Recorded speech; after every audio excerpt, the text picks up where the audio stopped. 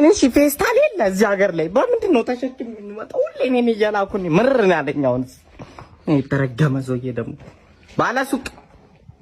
ባለሱቅ አቤት አቤት አሰማም እንዴ? ምንድነው ባለሱቅ ጆሮ አይሰማም? አይረ የምታስቆራው አንተ ደግሞ እንዴ የመጣ መነጫ ዳቦ ስጠኝ። ዳቦ እንካዩ ምን ላድርገው? ዳቦ አላልክም? እንደው እንደዚህ ነው እንዴ ታዲያ የምትሰጠኝ? ፌስታል ውስጥ አድርግና ስጠኝ። ፌስታል ተከልክሏል ሰውዬ። እንካይ ዘይዴው እና ካኪ ውስጥ አታረግም? ስንብር ነው ካኪ ዳቦ 20 ብር ሁለቱ። እንካሺ ካኪ ስጠኛ። ታዲያ እንደዚህ እንዴት ነው ይዤ የምሄደው? ካኪ ስጠኛ። ካኪ ትገዛለህ? ይኸው ምርጥ ካኪ ነው 200 ብር።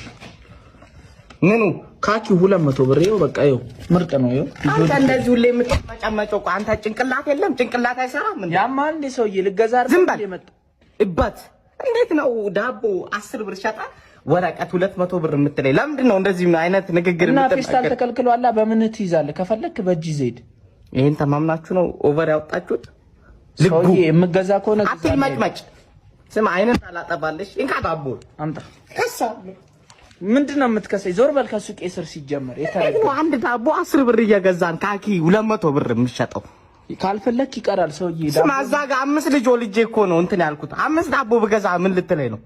ንፍጣ እንግዲህ ሰውዬ እኔ ኑሮ የምትኖር መሰለህ እንዴ? እኔ ቤት ውስጥ ትገባለህ እንዴ?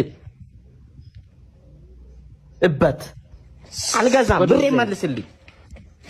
ብሬን አምጣ። እንካየው ብርን ይዘይድ። ሲጀመር ፖሊስ ነው የምጠራብሽ። ወንጀለኛ ናት። ሁለተኛ ሱቄ